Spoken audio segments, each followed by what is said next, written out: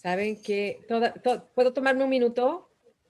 Benvenuti a una nuova trasmissione della Fiera Virtuale del Libro d'Italia. Ho il piacere di presentare José María Aguilar dalla Spagna che presentarà il suo libro dal titolo Desde las Cibeles. Lei sarà accompagnato dalla presentatrice ambasciatore culturale degli scrittori in America e in Europa, Libertad Betancourt. Grazie per stare con noi, avanti. Molto grazie Maria, molto grazie Italia. Buongiorno, buon pomeriggio, buonasera. Io sono Libertad Betancourt, io sono messicana, norteamericana,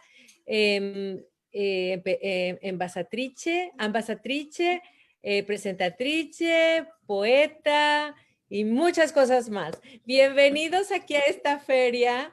Estoy muy emocionada porque Italia nos ha abierto sus puertas de una manera tan amorosa, tan llena de arte, de cultura, es la cuna del arte. Y bueno, para celebrar esto, primero quiero agradecer a nuestro querido invitado el día de hoy, don José María Aguilar, y también a nuestros fundadores y organizadores de la feria, de la primera feria mundial, que es Alan Morales y César Salvatierra. Bueno, tenemos un escritor grandioso español que le quiero agradecer a nuestro querido amigo don Rafael Luna García, que ha sido el enlace maravilloso, es un ser extraordinario que ha unido a España con esta feria y hoy tenemos, gracias a él, la dicha de volver a contar con don José María. Bueno, a él lo tuvimos en España en la feria pasada. Don José María, ¿cómo está? Estoy muy bien, Libertad.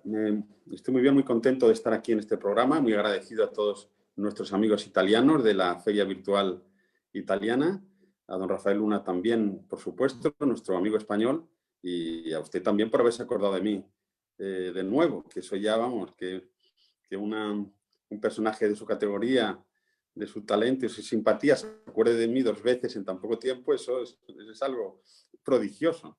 Así que, bueno, yo no sé italiano, lo siento muchísimo, pero bueno, quizá el español, hablándolo, diciéndolo despacito, ¿no? Pues puedan entenderlo bien nuestros amigos italianos. Claro, ellos entienden muy bien. A mí me pasa que yo no lo hablo mucho, pero lo entiendo muy bien. Creo que pues hay mucha similitud. Y también tenemos muchas personas que están unidas a la feria, que se han agregado, que nos ven de muchos países, porque recordemos que esta feria empieza en Perú, después Colombia, Argentina, México, y todo todos los que nos siguen y ahora con nuevas personas en italiano. Y también tenemos transmisiones en italiano, así es que hay para todos los gustos.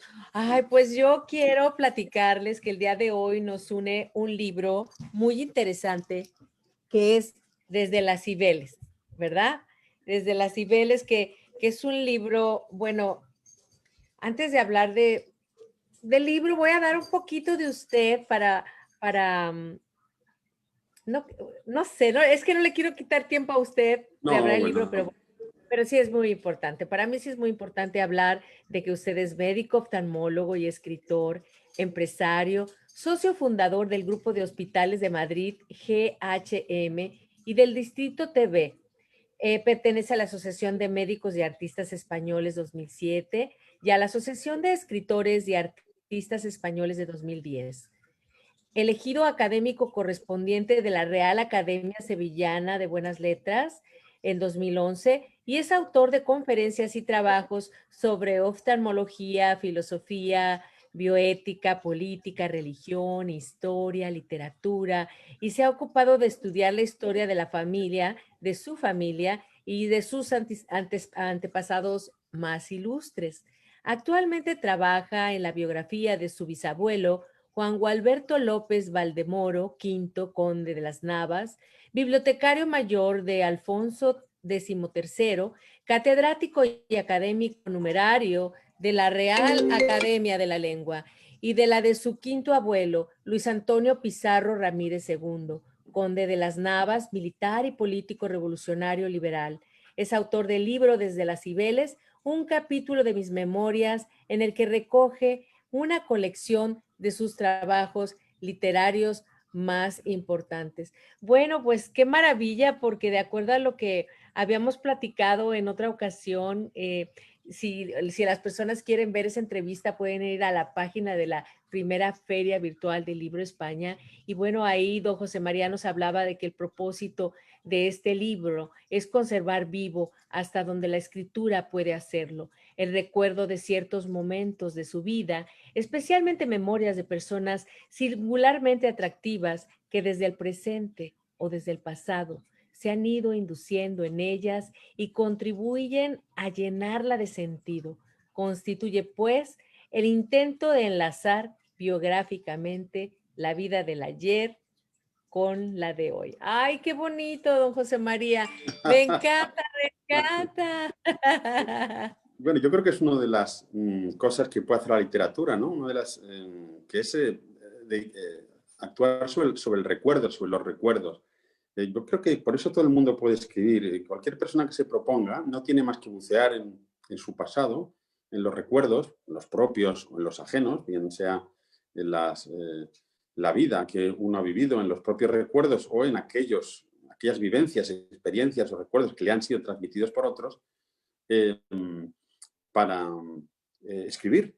Y esta es una de las grandes, yo creo, grandes misiones de la literatura, me atrevería a decir yo, el recordar el pasado, pero para traerlo hasta el futuro.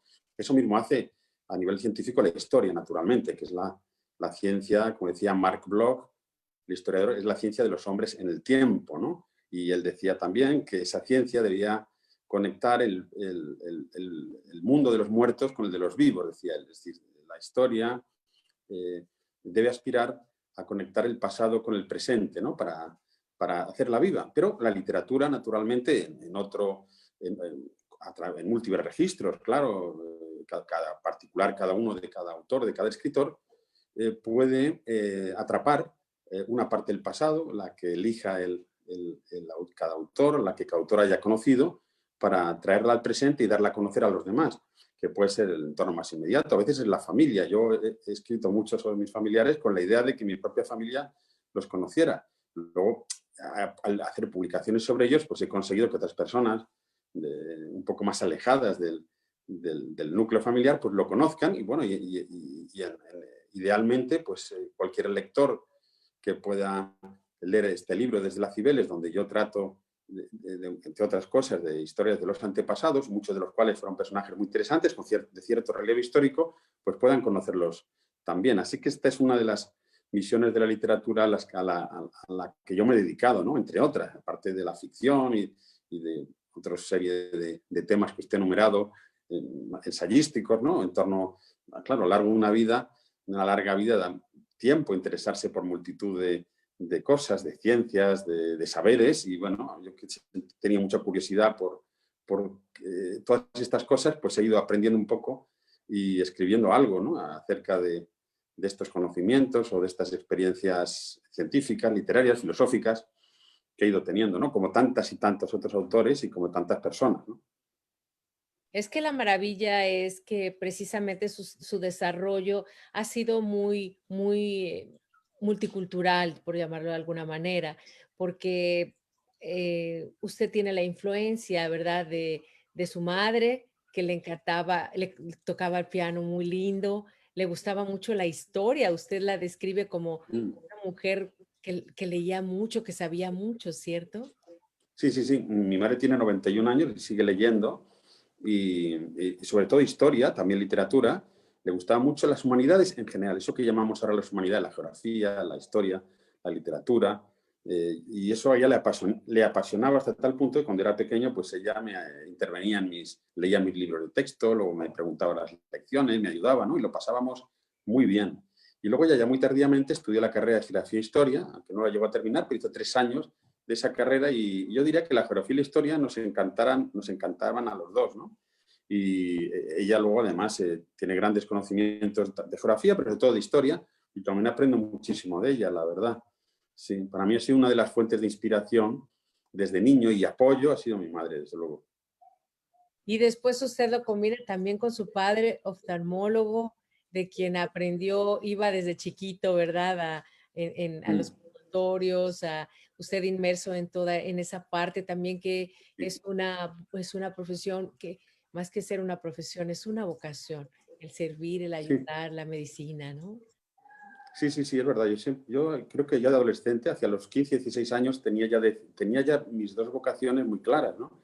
Una era la literatura y otra fue la medicina. La medicina, por supuesto, siguiendo la estela de mi padre, que tanto influyó en mí en muchos aspectos, pero sobre todo como médico. Era una gran figura de la medicina, de la oftalmología española. Él quería que yo fuera médico, tenía ilusión bárbara porque yo lo fuera. Y claro, desde niño yo le acompañaba a las consultas, luego enseguida a los quirófanos. Ya a los 12 años entraba con él, a partir de 12 años, a ver operaciones.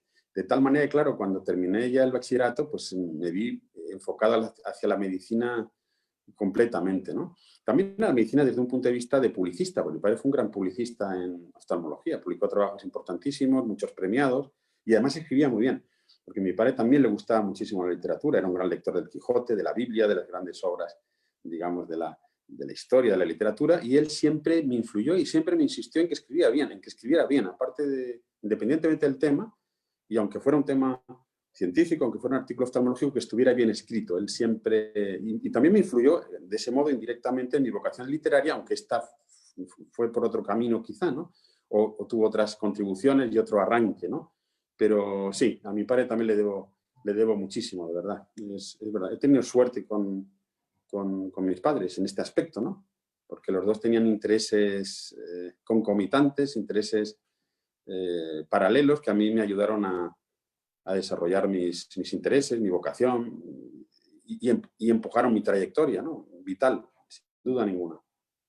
Oiga, don José María, ¿y usted piensa que el haber dedicado tiempo a estudiar su pasado para entender mejor su presente, le transformó la vida, le enriqueció la vida? ¿Y qué mensaje le daría a todas esas personas que ya no están muy interesadas en la historia?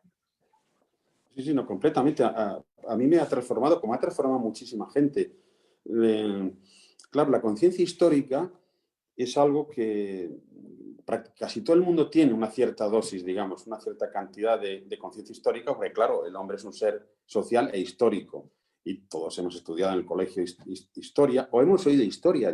Las primeras historias que oímos normalmente son de nuestros familiares. Yo siempre menciono a mi abuelo Pepe Ortiz Tallo, que era un gran contador de cuentos, de historias, y a través de él empecé, también de otros, de mi abuela, que también contaba cosas, o de mis padres, pero a través de mi abuelo Pepe empezaron a entrar en mi vida personajes que yo no conocía, claro, porque contaba historias de don Juan de Austria, que le encantaba, había leído la novela Jeromín del padre Coloma, y él hablaba del padre Jeromín, luego hablaba de gente que había conocido, y entonces a través de los recuerdos ajenos, en este caso de los familiares, entra la conciencia histórica. De pronto el individuo se da cuenta de que no está solo en el mundo, de que el mundo es enormemente antiguo, de que antes de nosotros han vivido generaciones de humanos, gran cantidad de generaciones, y que han hecho grandes cosas, y a través de esos primeros relatos empieza a aparecer la historia de tu familia, la historia de tu país, luego la historia de la humanidad, luego los grandes hombres. Entonces, verdaderamente es una pena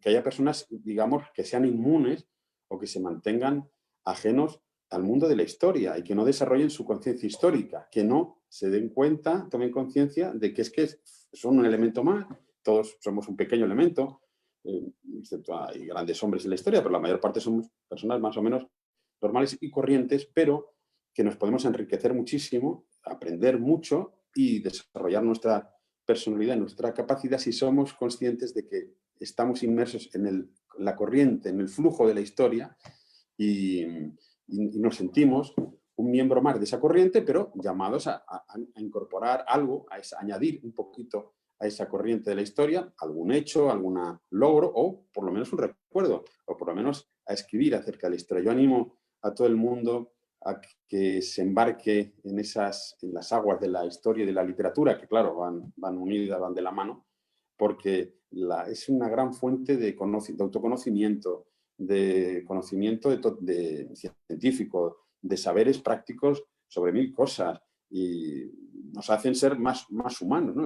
Al fin y al cabo el conocimiento nos hace ser más humanos y el de la historia nos permite situarnos en en medio de esa enorme corriente histórica y disfrutar muchísimo, porque es una fuente de diversión extraordinaria, ¿no? Porque a lo largo de la historia ocurre todo, y en los relatos, desde los más antiguos hasta los modernos, yo qué sé, desde el Ilíada o la Odisea, me venía a la cabeza, hasta el libro de Cervantes, el Quijote, o bueno, no digo ya la Biblia, que está saturada de informaciones, noticias, historias. Eso creo que nos hace ser verdaderamente humanos y verdaderamente civilizados, ¿no? El tomar conciencia de que pertenecemos a esa tradición. Claro, y además, por ejemplo, ahora nosotros también estamos haciendo historia, vamos a marcar con toda esta vivencia del COVID también y de todo lo que estamos haciendo además en redes, no solo lo negativo del COVID, sino lo positivo. Somos parte de la historia, somos la primera feria virtual, o sea, muchas personas más se han agregado a las redes y nuevos libros que han surgido de ahí. Y yo creo que, por ejemplo, para entender más a todos los que nos gusta la literatura, la poesía, para entender la poesía tenemos que entender el contexto histórico también, ¿no? Porque se escribe en base a eso, al tipo de filosofía que se tiene en el momento a nivel mundial, ¿verdad? A contexto mundial y a nivel histórico, guerras, muchas cosas que se ven reflejadas ahí. Y bueno, yo le quiero preguntar algo porque a la vez pasada nos quedamos picadísimos en el libro. Yo sé que su abuelo tenía un sentido del humor muy peculiar, escribió en el libro cosas y no sé si quiera compartirnos algo y nos hable un poquito, para la gente que no escuchó nuestra conversación anterior, nos hable un poquito de esa parte simpática de su abuelito. Sí, claro. Mi bisabuelo fue un gran personaje de su época. Abuelo, perdón. Sí, un escritor, un polígrafo en realidad, puesto que se interesó y abordó numerosísimos temas. En particular, él fue el bibliotecario mayor de Alfonso XIII, sí, durante cerca de 40 años. Y era, como él decía, un librero. Su amor por los libros era inmenso. Su faceta de bibliotecario, de conservación. Era un gran bibliógrafo, sobre todo un gran conocedor de los libros que existían, de cualquier tema, porque la biblioteca particular de Alfonso XIII, hoy en día la biblioteca patrimonial del Estado, de Palacio, era una biblioteca formidable, que en ella había libros procedentes de bibliotecas de reyes españoles desde el siglo XII o XIII y antes. Mi bisabuelo escribió un libro sobre los libros que habían tenido el rey de España, y ahí menciona nada menos libros que había tenido Sisebuto, el rey godo, y luego pasando por los reyes medievales españoles, y gran parte de todas esas colecciones de libros, claro, llegaron a la biblioteca del Palacio Real, que luego se enriqueció con otras muchas colecciones, donaciones. Pero además de esa faceta de bibliotecario, conocedor de los libros, mi bisabuelo era escritor y escribió una serie de novelas y, sobre todo, de una serie de cuentos y de chascarrillos. El chascarrillo, hoy en día podemos decir que es un género literario menor, es lo que llamaríamos un chiste largo o un chiste literario. Tuvo un gran desarrollo a finales del siglo XIX por obra de ciertos autores, entre los que destaca don Juan Valera, el excelso, el eximio, gabrense, claro, gloria de las letras españolas, don Juan Valera, pero junto a otros autores, también como el doctor Tebusem, aquel gaditano extraordinario, cuyo nombre real era Mariano Pardo de Figueroa, ese gran humorista y gran escritor español, Narciso Campillo, otro escritor que fue catedrático en Sevilla, Narciso Díaz Escobar, escritores malagueños se interesaron mucho por la elaboración literaria de los chistes, de los chascarrillos, se decía en esa época. Y mi bisabuelo se le tomó con una pasión inusitada hasta tal punto que él dedicó gran parte de su tiempo a recoger, a investigar y a reescribir o a escribir chascarrillos, que muchos eran de origen muy antiguo, porque algunos de esos chistes, algunos de esos cuentos graciosos eran verdaderamente antiguos, como ocurre con la mayor parte de los cuentos cuyo origen es oriental, ¿no? Vienen de la India y casi en fin, su origen remonta a la noche de los tiempos, ¿no? Y como el humor debía acompañar al hombre desde que fue hombre, ¿no? Y bueno, pues mi bisabuelo llegó a escribir muchísimos, hizo varias colecciones de estos chascarrillos, y el último de sus libros, que él llamó Obras Incompletas, como él al final de su vida no tuvo tiempo, no pudo ni publicar sus memorias, que se hubieran llamado Desde las Cibeles, como el libro que presentamos hoy, ni publicar sus obras completas, escribió un tomo que se llamó Obras Incompletas, donde recogió los cuentos y los chascarrillos. Los chascarrillos, los más famosos los andaluces quizá, porque claro, Andalucía es la tierra de la gracia, de la simpatía, claro. Como Andalucía, en torno a la gracia, yo creo que no va a haber nada del mundo. Bueno, quizá hay algo parecido en algún sitio, pero no igual. Pero también hay chascarrillos aragoneses, baturros, los hay de diversos orígenes. Y bueno, pues mi bisabuelo los contaba con mucha gracia, dio conferencias sobre el chascarrillo, y yo los he mencionado también en mi libro, y he contado algunos que hoy en día son inocentísimos, ¿no? Comparado con las atrocidades que se cuentan hoy en día, ¿no? Los chistes que se cuentan, aquellos Sí, sí, chistes, pero nada que eran ver. muy graciosos. Sí, pero eran muy graciosos, eran muy inocentes en general, ¿no? Bueno, muy literarios y sí, sí, sí, sí. Así que sí, podemos decir que mi bisabuelo se especializó en ese género, ¿no? En ese género del chascarrillo, ¿no? ¿Y no tiene por ahí un pedacito que nos quiera leer del libro? ¿Algún chascarrillo? Pues, sí, si Un quiere, a ver poquito, si... y que nos lea también un poquito del chascarrillo y en general del libro. del libro. Bueno, el De las libro... dos, de las dos cosas, sí, de las dos cosas. Sí, sí, sí. Sí, Sí, yo me pues mire, acuerdo que lo leyó la vez pasada del yo tenía, chascarrillo. yo tenía que haberlo preparado, claro, esto, pero bueno, ahora mismo lo voy a buscar aquí. No, no se Vamos a ver. preocupe. A mí me gusta siempre factor sorpresa. Es más divertido. Pues Los pongo a sufrir. tiene toda la razón. De hecho, claro, el discurso mío de entrada en la Asociación de Médicos, Escritores y Artistas se llamó precisamente, lo titulé de Chascarrillos y otras zarandajas. Le di muchas vueltas yo cuando iba a hacer el discurso, que no sé si puedo leer alguna cosa así. Bueno, esta asociación de escritores, médicos y artistas viene a ser la JET de la cultura médica, como la llamaba Ángela Bian, que era directora de la Facultad de Bellas Artes, cuando se enteró que yo iba a entrar, dijo esto, vas a entrar en la JET de la cultura médica. Bueno, pues cuando entré allí, la verdad es que me costó muchísimo elegir el tema, ¿no? Porque es una asociación de médicos, escritores y artistas donde hay gente notabilísima, y entonces anduve yo dándole muchísimas vueltas al tema. Y entonces, aquí lo digo, si quiere voy a leer un poquito. Y dije, no fue sencillo elegir el tema para este discurso, dije yo cuando, en 2007. Pensé inicialmente, al recordar una intervención irrepetible de mi padre en el Colegio de Médicos hace más de 30 años, dedicada al ojo y al refranero, tratar de este divertido tema. El jolgorio que allí se organizó cuando sus divertidos amigos, doctores Gustavo Leo de la Fuente, Federico Moreno Casanovas y otros médicos que asistieron, en el anfiteatro del Ramón y Cajal del Colegio de Médicos, fue importante. Las risas de aquella noche, decía yo, aún resuenan cristalinas en mis oídos. En fin, eso fue uno de los temas que se me ocurrió, el ojo y el refranero, que hubiera sido, la verdad, muy divertido también. Y a mi padre eso, tenía una colección de refranes de ojos fantástica. Pero luego pensé hablar de algo más serio, ¿no?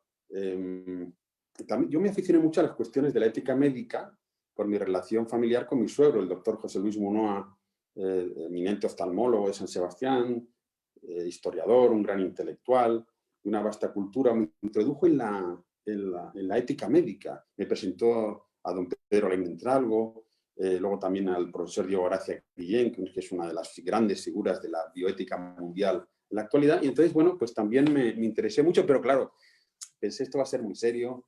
Aquí esto tiene grandes maestros y esto no puede ser, ¿no? Y luego pensé también, claro, hablar de ética ante un auditorio de médicos, de personas dedicadas a la profesión más ética del mundo, me pareció un atrevimiento y también lo deseché. Así que al finalmente decidí elegir lo de los chistes, hablar de los chistes y los chascarrillos, también porque ya tenía una colección muy buena de mi bisabuelo. Y yo, por esto triunfo seguro, ¿no? Porque un discurso Sí, sobre los un tema chascarrillos son bienvenidos siempre, ¿verdad?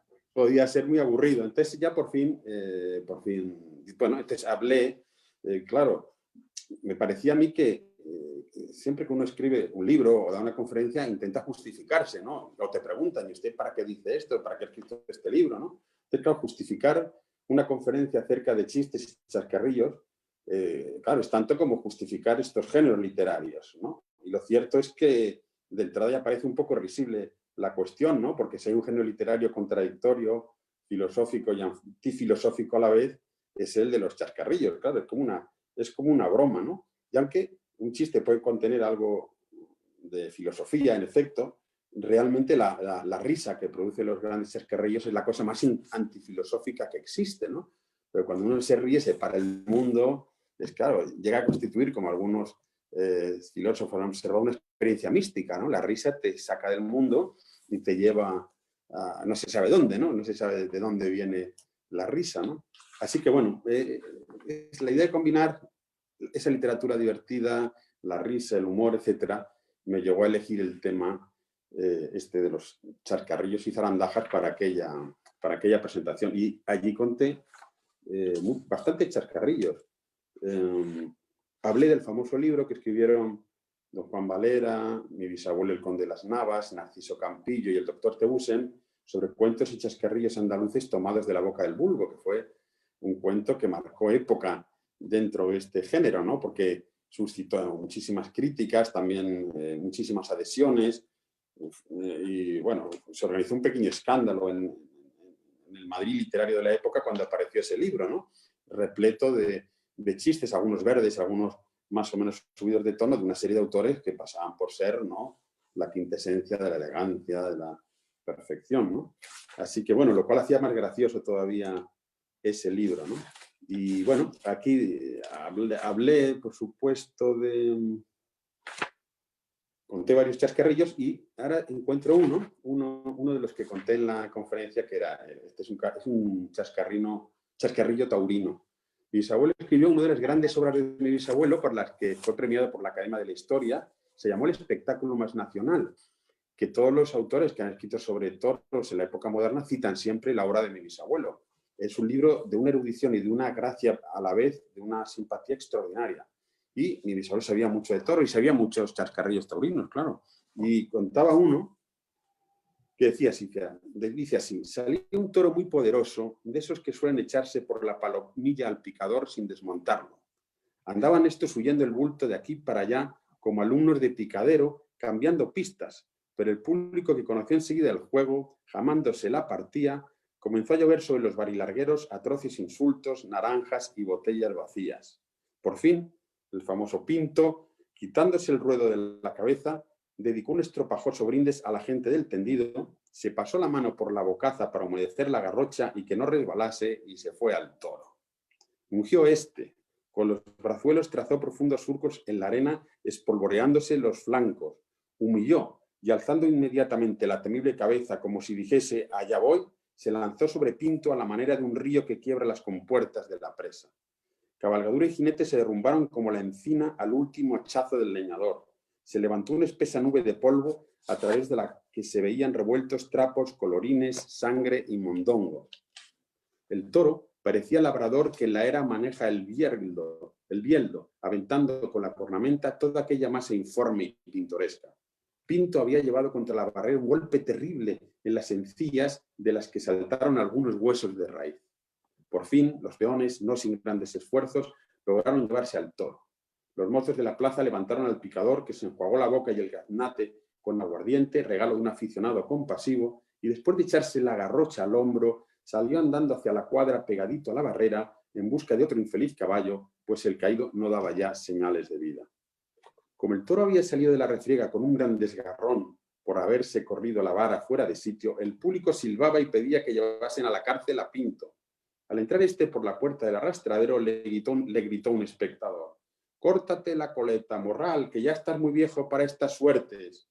«¿Viejo?», respondió Pinto mirando melancólicamente hacia el tendido mientras se llevaba una mano a la boca. «¿Viejo y acabo de muar la entaura?». Así que y este es uno de los chascarrillos. Taurino se escribió bastante mi bisabuelo, y bueno, pues son de este estilo, ¿no? Son anécdotas, Sí. son relatos a los que, bueno, que se les dio una cierta forma, cierta elaboración literaria y con lo cual la gente se lo pasaba estupendamente. Mi bisabuelo los contó, Sí. los contaba en todas partes y era muy famoso en las tertulias de la época, aparte por su cultura, por su simpatía, ¿no? Formó parte de la tertulias en casa de don Juan Valera, la Cuesta de Santo Domingo, de la célebre de doña Encarnación Cueto, la viuda del duque Rivas en Madrid, de la de Valencia de don Juan, la célebre de este Guillermo Osma, el conde de Valencia de don Juan. Y él siempre decía a mi bisabuelo que él que no sabía hacer gran cosa, sin embargo le gustaba que sus amigos y sus conocidos lo invitaran a estas tertulias con el pretexto de que era muy ameno, ¿no? Entonces él, haciendo honor a su fama, pues tenía un humor muy mordaz, pues siempre contaba alguna cosa graciosa, por su acento malagueño, y parece que triunfaba en estas tertulias, que tenía muchísimo éxito. Pues usted sacó la simpatía del bisabuelo. Usted es muy alegre, de verdad. No puedo creer que ya se nos pasó el tiempo, ¿puede creer? Claro, que con No, tanto chascarrillo, de chascarrillo en chascarrillo, pues nos hemos comido el tiempo. no, hombre, de verdad que voy a esperar con muchas ansias su libro. Lo tenía que haber recibido ya, ha Todavía pasado no algo. llega, han tardado un poquito los libros, Sí. pero yo confío que va a llegar pronto. Ahora, los quiero invitar a que vayan a la página de, creo que es Arte Ahora, lo que es la primera Feria Mundial del Libro de Cabra, porque ahí hay una entrevista que la doctora Solange Sand, ella le hizo a usted, es súper completa, vale la pena, interesantísima, de igual manera la de la Feria del Libro de España. Y bueno, aquí también traté de hacer un poquito diferente, preguntarle otras cosas Claro, para no aburrirlo. claro, Y para no aburrir a los oyentes, sobre todo. no, no porque muchos no lo conocen, otros sí, pero yo le quiero agradecer infinitamente que se haya tomado ese tiempo dentro de todas sus actividades, que nos comparta su familia, nos comparta toda esa investigación, toda esa recopilación de información, estos chascarrillos y todo lo bonito que tiene usted, que está reflejado en ese libro, pues, su familia, sus costumbres, su historia, y qué maravilla. El cuadro que ven detrás, ese cuadro lo pintó mi tatarabuelo Norberto. Es un cuadro maravilloso que cuando él era un gran pintor, pero no se dedicó profesionalmente a la pintura, cuando lo ven la gente que viene, dicen que sería digno de Zurbarán. Era un pintor extraordinario, dibujante. Y es uno de los personajes que yo he estudiado. Fue conde del Donadío, era el padre de mi bisabuelo, y se dedicó a la música, a la pintura, tocaba maravillosamente el violín y el piano, viajó por todo el mundo, fue director de la exposición Universal de Bellas Artes en Filadelfia en 1877, y en fin, este es uno de los personajes y esa es una de las cosas que él hizo, un cuadro de los familiares de los que yo me he ocupado y de los que estoy tan orgulloso. Ay, pues qué bueno, don José María, nos tenemos que ir porque Ya lo sigue sé. la agenda cultural y están esperando, pero le agradezco Sí, infinitamente, les agradezco a todos la atención. el agradecimiento es mío. Muchas El agradecimiento es mío. gracias. Y también a María, muchas gracias por habernos apoyado con estos minutos extras, María, en la transmisión. Gracias, Gracias, María. Muchas gracias a todos. Un abrazo muy grande. gracias.